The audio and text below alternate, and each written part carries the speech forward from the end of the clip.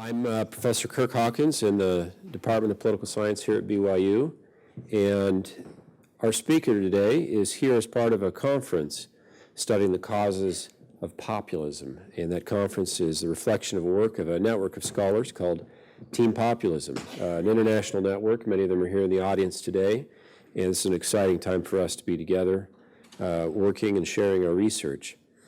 Let me introduce our speaker today. So a few brief words about my colleague and friend, Cas Mudde. Professor Mudde, he is an associate professor in the School of Public and International Affairs at the University of Georgia and a researcher at the brand new Center for Research on Extremism at the University of Oslo. He's written a bit on populism. His book, Populist Radical Right Parties in Europe, won the very prestigious Stein-Haukan Prize for Comparative Social Science Research in 2008.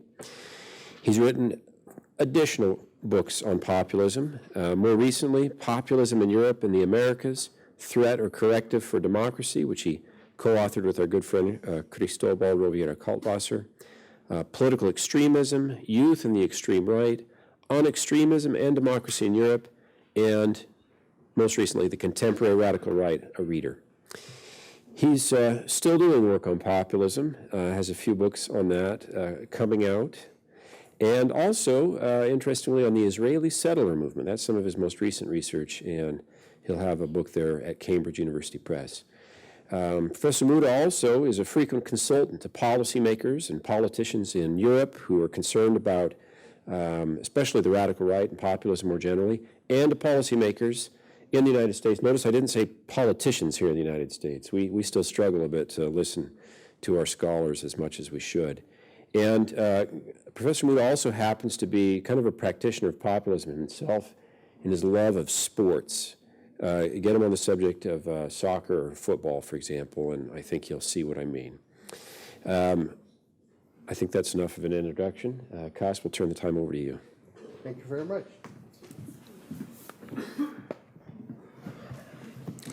Okay, thanks for that very nice introduction and for bringing me back to Provo, this time in full snow. My apologies that I wasn't here yesterday, but I think you have to take that up with Delta and not with me. Given the audience, this is going to be a bit of a weird talk because half of the audience are people who study populism who probably know the answer to the question posed here, which is actually a question, but for aesthetical reasons, I didn't want to put a question mark behind populism. In the end, PowerPoints are about aesthetics first and foremost. So, question, which actually we should always ask, like whenever we do something, is we should ask, why do we study something?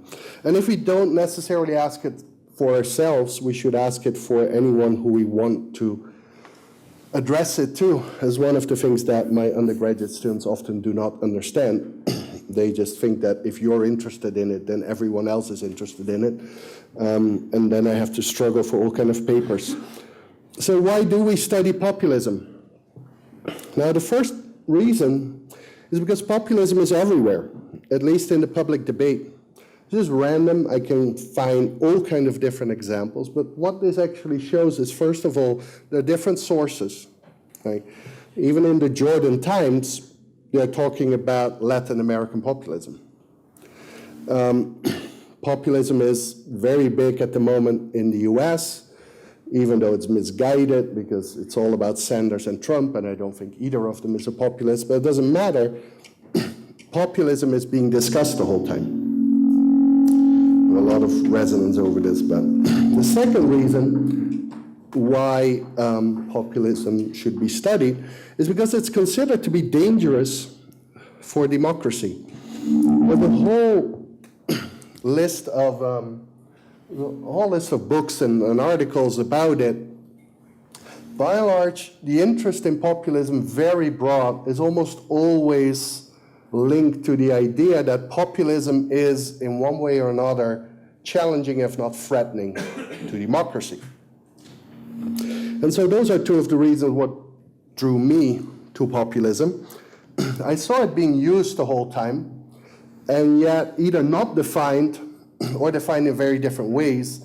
And I saw it being linked as a threat. And so from my own personal interest, I am actually not generally so worried about alleged threats to democracy. I'm worried about responses to those threats, which often undermine democracy much more than the threat itself. And so one of the reasons that drew me into populism was, if everyone says that this is very dangerous, they're going to do things that might actually be more dangerous. So what I'm going to talk about today: what is populism? Who are the populists? How popular are populists? What are the causes of populist mobilization? And what are the consequences of populist politics for democracy? Now, that's quite a lot for 30 minutes, so it's going to be very quick. And if you want any details on certain issues, please save that for the Q&A and we'll talk about it. It is important to note here that much of the scholarship that I present now has come through an incredibly fruitful, intellectual as well as personally very satisfying collaboration with that man there, Cristobal Rovira Kalkwasser, with whom I have worked over the past years, and it really has developed my thinking about populism a lot. So what is populism? Now, when you look at pieces about populism, the vast majority don't have a definition. We don't have the same. And so that is one of the reasons why I have to come up with a definition. And I present now a definition here, which is used by some scholars, but is by far away from a consensual definition. There is no consensual definition, but it is a definition that is being used by people throughout the world and can be applied in very different contexts, and I think that's one of the major advantages. And so populism is a fin-centered ideology that considers society to be ultimately separated into two homogeneous and antagonistic groups: the pure people on one hand and the corrupt elite on the other, and which argues that politics should be an expression of the volonté générale, or the general will of the people. A couple of key aspects here. First of all, ideology is by and large a worldview. And so when you have a worldview, it means that it influences the way you perceive the world. It guides you. It guides in what you see and what you want to do about it. Absolutely crucial is homogeneous and antagonistic. So the people are seen as having all the same values and by and large interests. Every individual within the people. Consequently, populists believe in a general will. That means that they think that the people as a collective actually have one will. And that means that you can come up with policies that are good for everyone. Now, our normal understanding of society and the people in liberal democracy is a pluralist understanding, which thinks that society exists of many different groups that have different values and different interests, and politics is generally made out of a compromise between some of those groups. So it's a very different type of understanding. The relationship between populism and democracy is always discussed. In this understanding, populism is pro-democracy but anti-liberal democracy. Now let me shortly explain what that means. Democracy is here defined in a very minimal way, pretty much as popular sovereignty and majority rule, which means that the democratic ideal is that the people can elect their representatives. Liberal democracy is a much broader system and is much more reflective of what the US has, or most of Western Europe, or what most of the other countries aspire to. And they combine popular sovereignty and majority rule with things like minority rights and pluralism. Populism accepts that the people elect their leaders, but they have almost a kind of an extreme majoritarianism. They think that if the majority wants to do something, the minority shouldn't be able to oppose that. And so the concept of minority rights is at odds with it. Populism can be left or right, depending on the host ideology. By host ideology, I mean that most populist actors actually are not just populist, they share that, they combine that with another ideology. Most right-wing populists share it with some form of nationalism. Most left-wing populists share it with some form of socialism. Today, populism is more left-wing in the south and more right-wing in the north. And that applies to both in Europe and the Americas. And so within the US today, populism is more associated with the right, like the Tea Party, and however falsely I think with Trump, although he comes close. Northern Europe, you have mostly right-wing or what we call far-right populist parties. Think about the Sweden Democrats, Party for Freedom. Whereas in the South, particularly Latin America, presidents like Morales in Bolivia or before the now late Chavez in Venezuela are left-wing populist, and in the south of Europe, we're talking about Syriza or Podemos.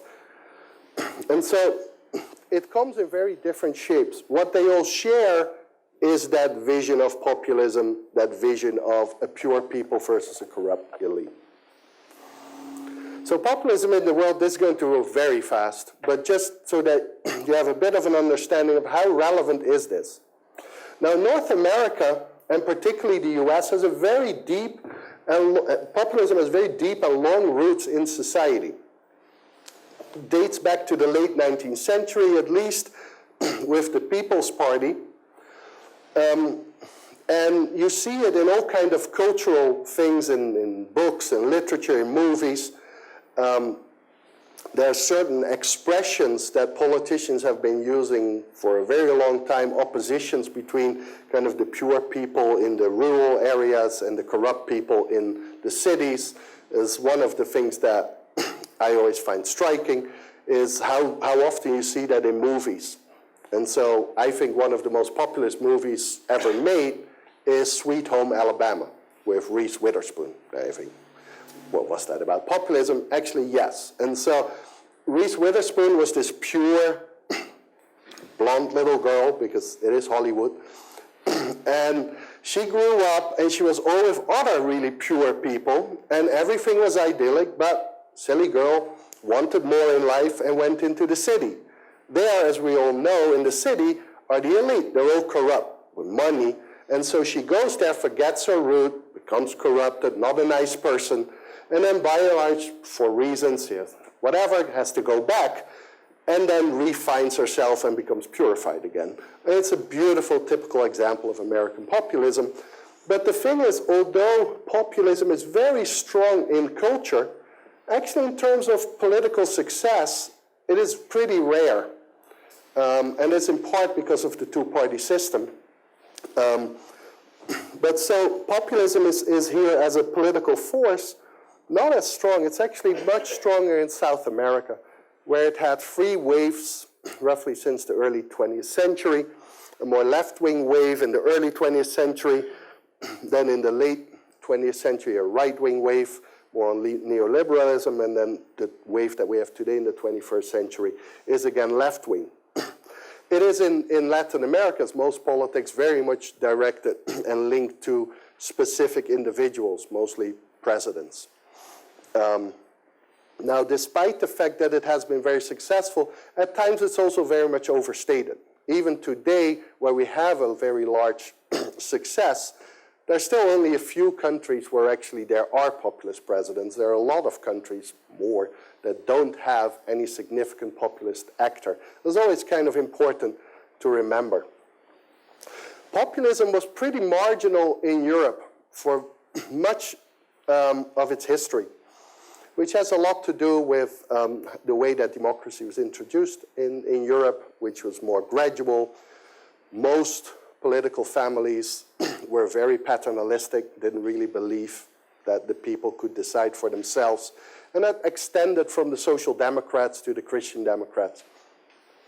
There were some more marginal agrarians in Eastern Europe that were populist, but that was at a time of authoritarianism.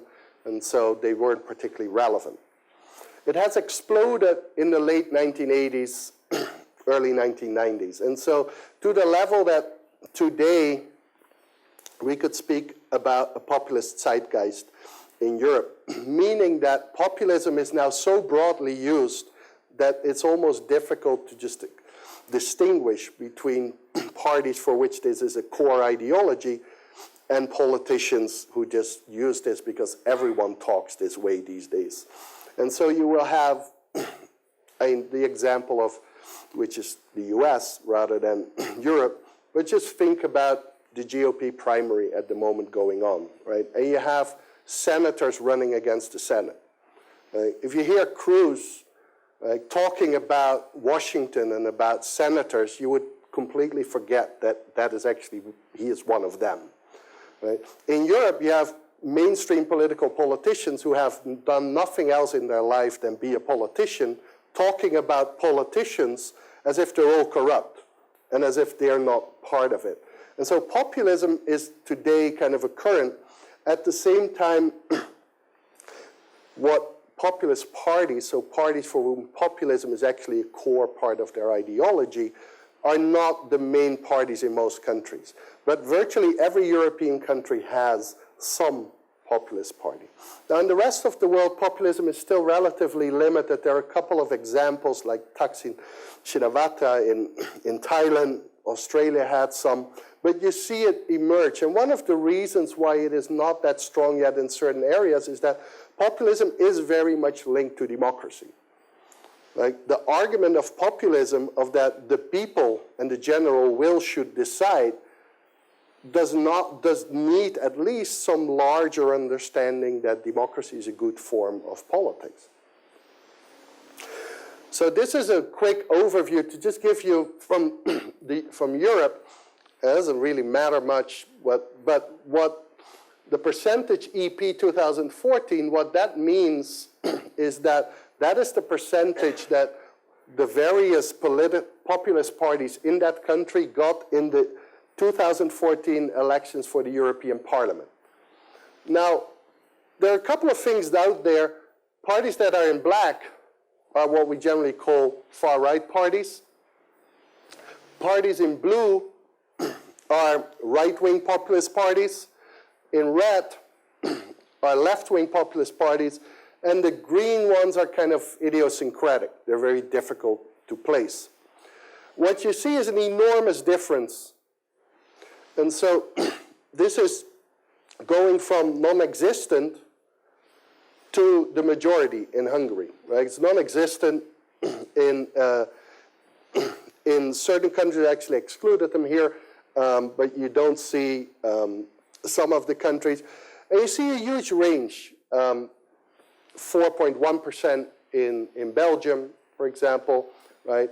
But overall, populist parties are now reasonably established players in a majority of European countries. And the reason why that's relevant is in most countries, they're not in the government. Actually, in only a few countries, populists are in government. But even if they're not in government, by challenging electorally the mainstream parties, they can force them to adopt some of their rhetoric. And so populism is clearly relevant within European politics. Now, the question then becomes, why are they successful? But also, why are they successful now? Like many of our explanations, why could they potentially be successful? But actually, populism, particularly within European context, but outside of Latin America, by and large, populism is a relatively modern phenomenon in terms of electoral success. And so these explanations come a little bit more from the European literature, but I think they can be broader applied. Now, the first one is that important issues are not adequately addressed by elites. Now, this sounds much clearer than it is, because this is defined by the voter. Okay. So every individual voter will think what are important issues and not. And they will establish whether it is adequately addressed or not. And so today, for example, there's a huge portion of people that think that Islam is not adequately addressed in the Netherlands. And yet, I cannot open any newspaper that doesn't talk about Islam, right? And so, as in politics, it's not so much about what really happens, it's how it's perceived. And so there are now people who perceive that their issues are not adequately addressed by the elites. Even more important, elites are perceived as being all the same. And a good example is what you see there, l'UMPS, which is actually, there used to be at least two big parties in France. One was the right-wing UMP and the other one was the left-wing PS. And the populists, particularly the Front National, the right-wing populists, have put them together and they speak about the UMPS. And the point that they make by that is that these two parties are really just one. Those elites that say that they're really different, in essence, they're the same. And in essence, they're all corrupt.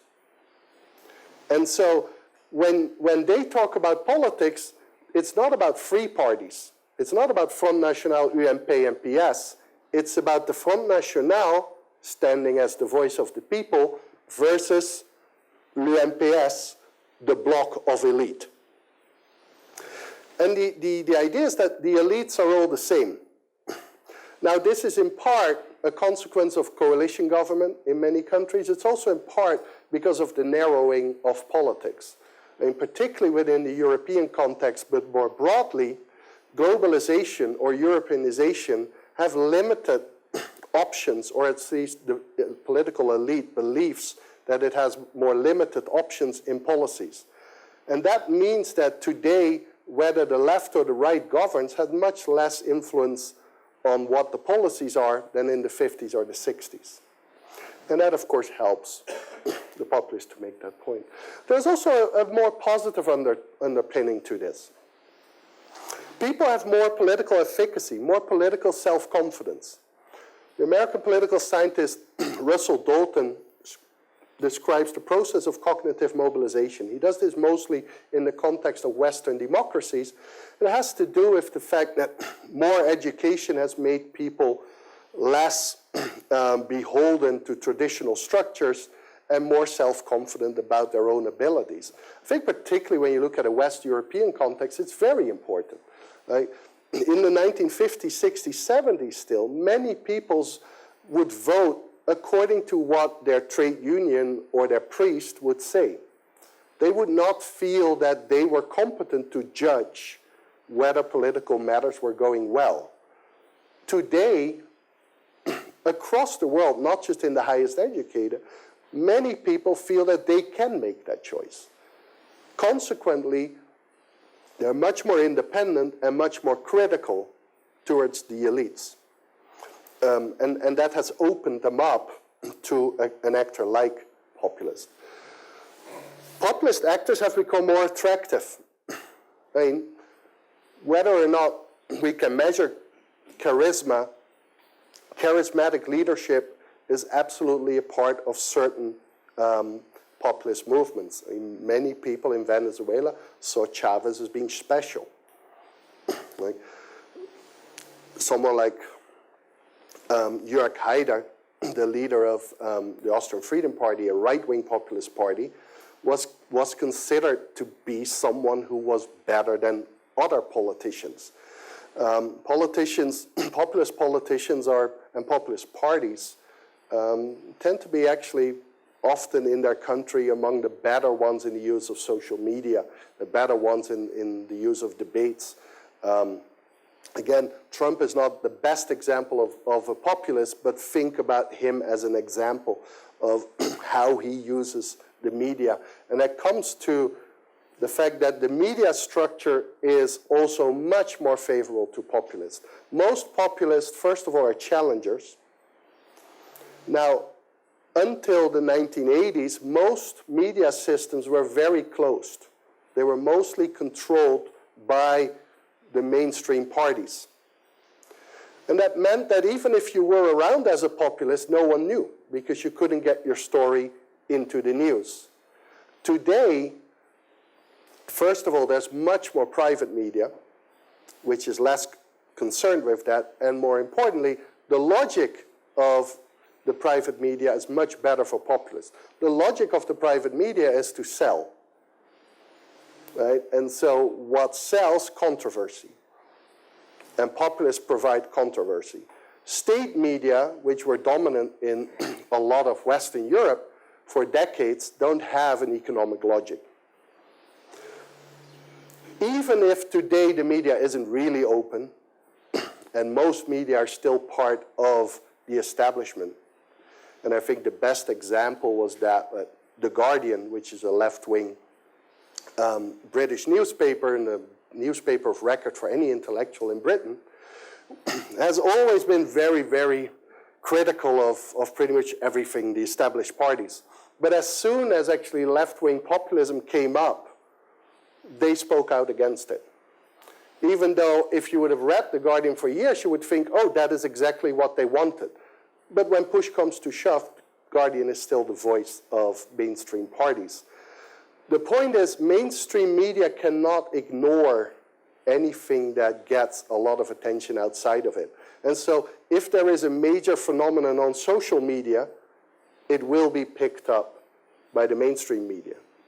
Because if you don't do that, people are not going to reach you, you lose your revenue, and you go bankrupt, right? Now, there are two extremely good examples of it. I mean, the man down there, like Trump showed it yesterday again, like, doesn't go to a debate, then comes up with some own event, and CNN covers that, right? Geert Wilders, who is the populist leader in the Netherlands, hasn't given an interview for years. The only thing that he did was tweet. He would by and large just tweet something, very good tweets actually, I mean, good in the sense of doing exactly what he wanted to, say something controversial, regular journalists would pick it up, and then go to mainstream politicians and say, Geert Wilders just tweeted that. What do you think about that? And so the whole story was about Geert Wilders, right? That is what the new media structure allows. It allows people who actually the mainstream media would like to ignore, like make it virtually impossible for them to ignore. And so this is, these are all connected, right? Remarkable is actually that we have very few really good, clear theoretical models of why populism is successful. We have some loose points, but how it exactly works, we still don't really know that much. We know a little bit more about the consequences. Now, the effects of populism on democracy are actually pretty complex. Because democracy can also be seen as a process. And so in a forthcoming book, Christobal and I have laid this out in this process. And by and large, what this means is that depending on the stage of democratization of the process of becoming democratic, populism plays different roles, sometimes very supportive of democracy, sometimes less. I focus here specifically on the consequences of populism on liberal democracy. And again, as everyone, because I'm covering a lot, these are just some points, and everything obviously is much more complex. The first thing, and probably the best and most positive aspect of populism, is that it repoliticizes or it politicizes certain issues. What I mean by that is that there are certain issues that the established parties will not address. It doesn't have to be a conspiracy.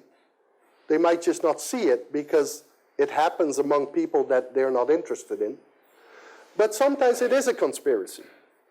Immigration, as well as European integration, were kept off the agenda consciously by the mainstream parties in various countries. They made explicit deals not to talk about it. The argument was that it would create nationalism and all kinds of other things, but there was actually a very self-serving motivation under it as well. The parties knew that their own electorates were divided over those issues. And so they were afraid that it would divide their electorates. Populists come in and say, no, I want to talk about this. Another thing that happens is that quite a lot of issues that used to be political have now become non-political. Thank you. And a lot of these are in the economic sphere or in the legal sphere. Two examples: the death penalty. This country is one of the few democracies that has the death penalty. European countries don't have it. And actually, if you become a member of the Council of Europe, it's an overarching organization, which is actually not that relevant. You have to sign, you have to agree that you don't have the death penalty. Often when there is a debate about it, and people will say we should bring back the death penalty, mainstream politicians will say, well, you can't do that because we're part of the Council of Europe and we can't have the death penalty. And populists will then say, well, then we should get out of the Council of Europe. Right? What they by and large say is, this is a political issue. We should be able to decide about this. Now, in the economic sphere, particularly within the European Union, a lot of issues are now put into non-political units. In many countries, the central bank, like here the Fed, is a non-political unit. Now, the consequences of the policies of the Fed are huge, right? Deciding about inflation, deciding about exchange rate things, which sets all kinds of consequences. And so when you talk about these things, politicians will say, well, I can't say anything about that. That is the prerogative of the European Central Bank, and that's a non-political institution. And populists will say, no, that's undemocratic. We should repoliticize that. We should make those decisions. Right? And so in that sense, they play a role in furthering democracy. A consequence of populism is polarization of the political debate. In part, this is the case because they think in categories of the pure people and the corrupt elite. Now, if one group is corrupt and one group is pure, compromise becomes impossible. When the pure compromises with the corrupt, the pure is corrupted. And so in that type, populists often use very strong words to the other group. Opponents are enemies, or as the former Minister of Finance in Greece called his opponents terrorists. Right? And that generally leads to a response on the other side. And so anti-populist, mainstream parties become anti-populist, which polarizes the debate. I think Venezuela is a very good example where it's just the debate is, are you for or against Chavez? There are no issues. Earlier in Slovakia, you had exactly the same. You were either for Mečiar or you were against Mečiar. There were no middle grounds. The whole debate was no longer about finding a compromise between that. There were just two poles. And of course, polarization is a major problem. I mean, first of all, it can undermine coalitions, which are necessary to govern the country. It can lead to more violence. It can lead to political dissatisfaction. Generally, what we see is when populist actors become more powerful, either strong enough to push for a people's initiative, or if they have the power, you see an increased use of plebiscitarian instruments, which are most notably referendums. They're used pretty opportunistic, though. In most cases, referendums are only called if they know that they're going to win, or they're ignored when the outcome isn't good enough. Greece, to a certain extent, again, being a very good example, where Syriza, the populist left party, right, had a bailout with pretty strong austerity consequences to it. And so then they didn't want to do that and say, well, we don't have a democratic mandate for this. We have to organize a referendum.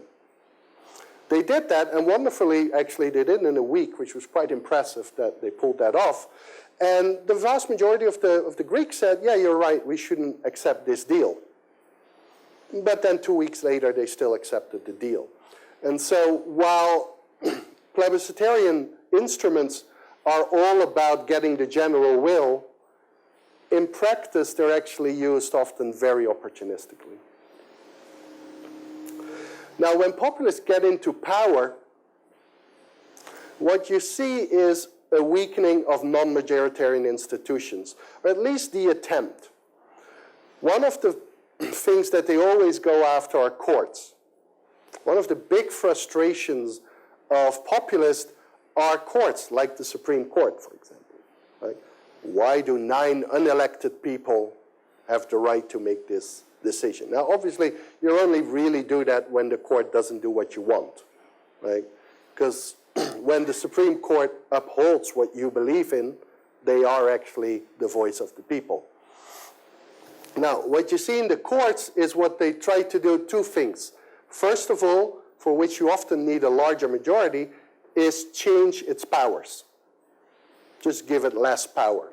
In Hungary, Viktor Orban, by and large, decided that the Supreme Court can no longer speak about all kinds of important issues. But if you don't have that power, which often is a constitutional amendment, you replace the people in the court. You can do that with 2 ways. If you can, you retire some and put new people in. If you can't retire those people, you just appoint more people. So if you have 9 people, of whom about 7 are against you, right, you just have to make sure that there are more people so that in the end, right, you put 10 more in it, and then it's 12 against 7, and you have a majority again. And so one of the things that you see with populists is generally undermine the power of forces, institutions that could be against their policies, or they appoint people in all kinds of positions so that those organizations will do what they want. The same with the media. Press, freedom of press is always under pressure when populists come to power. Again, in 2 ways. It can be in pure censorship, where you just close down newspapers or media or fire people. But that is very tricky, particularly if you work in a larger structure like the European Union. That can lead to court cases and all kinds of political trouble. So you can do another thing, and that's use the tax policies. And Putin is a master of this, but many others do this too. You send the IRS, version of the IRS, on these organizations. Now, in many countries, corruption is widespread. So if you send the IRS, you will find corruption. That's not the point, right? The point is you only send the IRS on those you don't like. Or you threaten, and that is enough. In Hungary, the whole state media has been completely put in service of the Fidesz government. Every single important person there is appointed by Fidesz. But much of the other media is still the same people, but pretty much they self-censor because they know if they don't, they're going to have trouble. How successful they are has a lot to do with A, how much power they have. In many cases, populists are in the government, but they're in a coalition government. And the other partner is not populist and will not want to support that. In other cases, you have an overarching organization. And so I think some of the more extreme situations are definitely Hungary and Venezuela. Now, the ultimate, what can happen when populists are in power and pretty much in absolute power, having a constitutional majority, is that you will see a slow transformation into an illiberal democracy. And with an illiberal democracy, I mean that the people still vote, and the majority still decides who is in power, but minority rights are undermined And increasingly, actually, it becomes more and more difficult to really decide who wins. Like if your whole media is controlled by the government party, if opposition politicians are being threatened by either the tech services or by the police, you can even get into what is called a competitive authoritarian regime, where you still have elections, but actually the outcome will not change anymore. So that is exactly why, right, we're all worried about it. But it is important that the effects are dual. So in conclusion, although populism is broadly used as Germans call Kampfbegriff, or a concept in the struggle, in the political struggle, it can actually be clearly defined and it can be used in political analysis. Populism is not just a derogative term. It actually can be used in a more neutral way. Its main importance is in terms of its relationship with democracy and liberal democracy, and that relationship is actually quite complex. So populism can both be a corrective for liberal democracy and a threat to liberal democracy. It can be a corrective, most notably by repoliticizing or by politicizing issues that are believed as important by parts of the population, but that are either willingly or unwillingly ignored by the mainstream parties. It can be a threat to liberal democracy by undermining pretty much all the countervailing powers or checks and balances, if you have that type of system, to particularly executive power. And finally, I think populism is best perceived as an illiberal democratic response to undemocratic liberalism. Now, it's not just a play of words, there's actually a thought behind that. So the illiberal democratic response, I think I have explained, right? So it is very much about the majority deciding, and the illiberal part is not wanting to listen to minorities or not wanting to have constraints on majority power. But they do generally respond to an undemocratic liberalism, by which I mean that be it either a liberalism that, for example, says that issues like the death penalty should not be decided by the people. These are so important values that they should be taken out of the democratic or the electoral agenda.